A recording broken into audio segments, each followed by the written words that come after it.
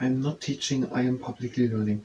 But hi and welcome to Learning for the Life in the UK test part 189, Christian churches, which is on page 67, while doing REG training, and if you participate in REG training, this is your own risk. So Christian churches. In England, there is a constitutional link between church and state. So in England, so they're saying there's something special in England other than in Scotland, Northern Ireland and Wales. And that there is a constitutional link between the church and the state. So the church is in England, and then there is the state, the government. But they are linked. They have influence, at least the link doesn't have to go on both directions. There's a link between them. And it's a constitutional link. So it's a very important link. I don't know, written down in the Constitution. It's a very important link, which is very important for how a legislator or whatever, what Britain is based on. So it's a constitutional link, it's very important.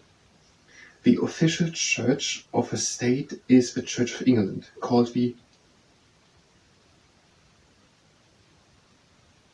Anglican Church in other countries, and the Episcopal Church in Scotland and the United States. So the official church of a state, so there's a link between the English state, between the state of England and the Church of England. So the official name is Church of England. There are other churches, there are buildings, and there are other types of churches, but there is the Church of England. And that Church of England has a link to a constitutional link to the state England.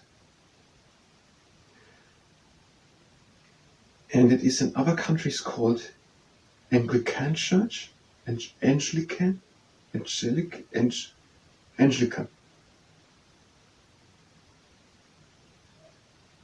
And the Episcopal Church in Scotland. So in Scotland, the Church of England is called the Episcopal Church.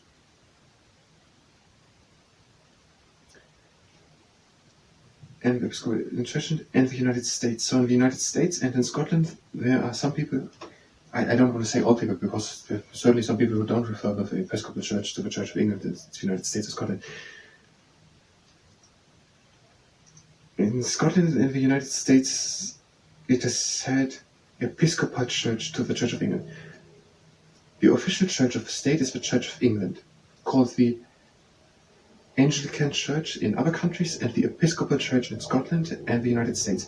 So in the United States and in Scotland, it is called Episcopal Church, the Church of England. And in other countries, the Church of England is called Anglican Church. Anglican Church is English. I know that there are many countries who don't refer to the Anglican Church with Anglican Church, because Anglican Church is English. There are many countries in which English is not spoken. Maybe you mean in many Commonwealth countries or other English-speaking countries, it is referred to with Anglican Church. There are many countries where it is not referred with Anglican Church. Countries where people don't speak English, for example. They wouldn't use the term Anglican Church. They have something else. It is a Protestant church. So the Church of England is a Protestant church. It is not a Catholic church. It is a Protestant church, and has existed since the Reformation in the 1530s. See page 23 for an explanation. We don't need an explanation, we have it with King Henry VIII. What are we going to do? 23.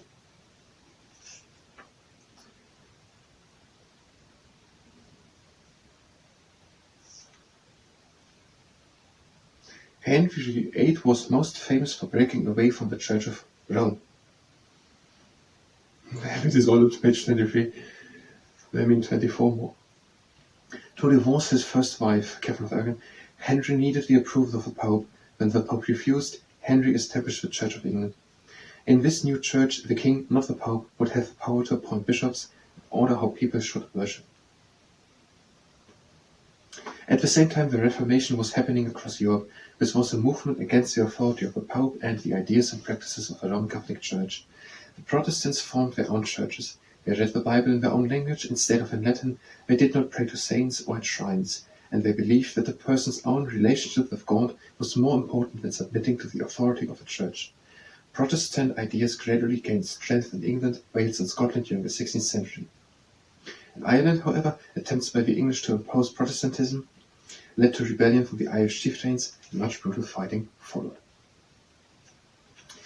That is on page 24.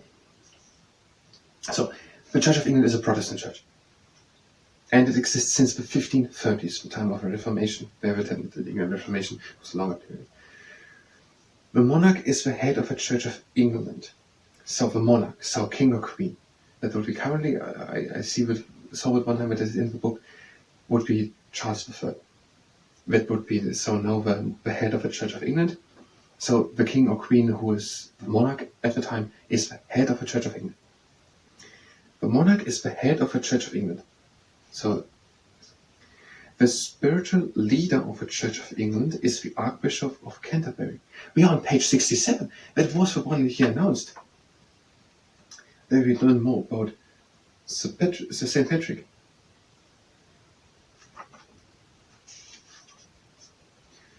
'68. Here, Church of England, 67. St. Augustine became the first Archbishop of Canterbury. See page 67 for more about the Archbishop of Canterbury and the Church of Britain today.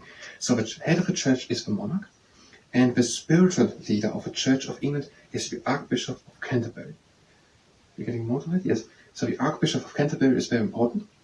For example, is the Archbishop of Canterbury the spiritual leader of the Church of England, and the head of the Church of England is the monarch. The monarch has the right to select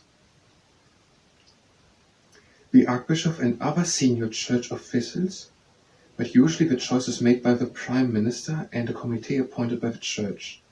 Several Church of England bishops sit in the House of Lords. See page 111. So 40 pages more. So we're getting more about how the English state works today. So we're not just learning about the past, also about the present. So the monarch has the right to select the archbishop. So the king or queen, the monarch, selects who becomes the next Archbishop of Canterbury. And also can the monarch select other senior church officials, so other important persons of the Church of England. But usually the choice is made by the Prime Minister and a committee appointed by the Church. So the monarch can appoint the Archbishop of Canterbury, but usually the Prime Minister is doing that. Prime Minister. The Prime Minister together with a committee appointed by the Church. So the Church of England is making a task force together, putting 10 people together, and they sit together down with the Prime Minister and they are thinking for a few hours, and then they're saying who becomes the next Archbishop. Something like that. I don't know. But that is at least what we're describing here. A possible form how it could play out after the description here. That would be a movie script. Several Church of England bishops sit in the House of Lords.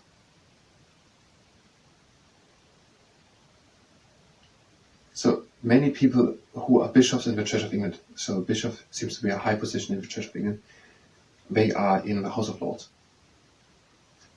Now we're having more. I see to Scotland and Wales and Northern Ireland. We're going to do it in the next part. We're going to do now risk training. If you're here for Christian churches, and you can just skip to the next part. If you participate in risk training, that is your own lesson. We're having a stable stand. We're having our hands from the fist next to us, and we bring the fist down and again up. And we're having 3 rules. The first rule is that you're immediately stopping as soon as we feel pain. And the second rule is that we're going down as far as we can come with a little bit of effort, and then we're turning around, going into the other direction. And the third rule is that we're not overdoing it. So it's also last time.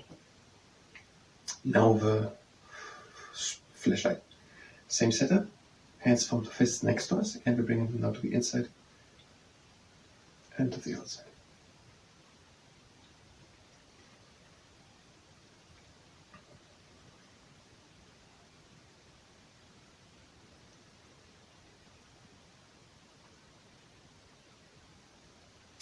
last time.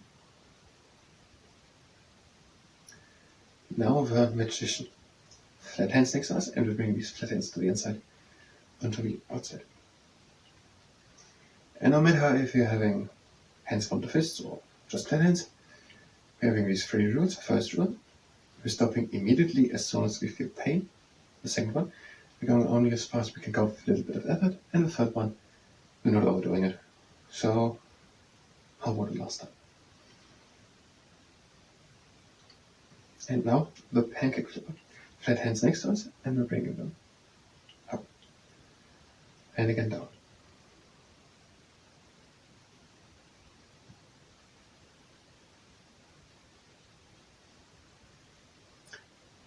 And again up.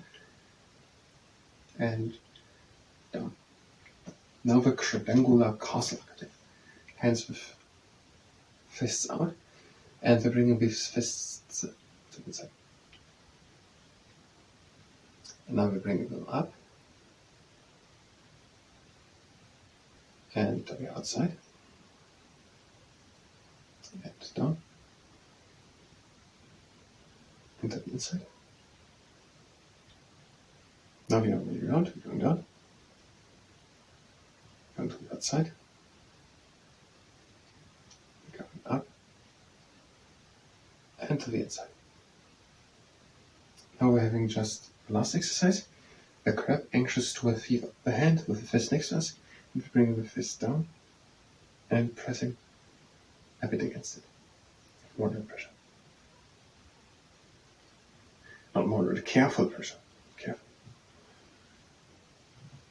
Yes, it's moderate pressure if you're regarding the circumstances.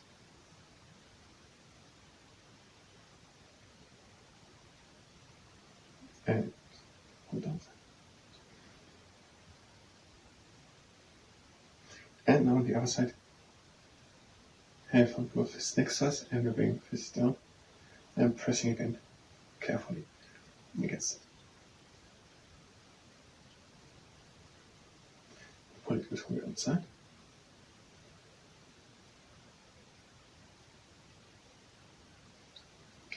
And a bit from the top. And a bit.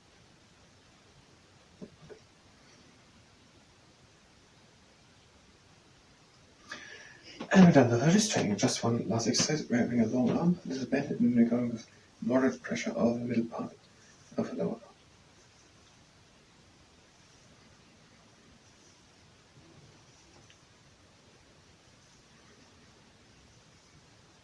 And now with the other arm.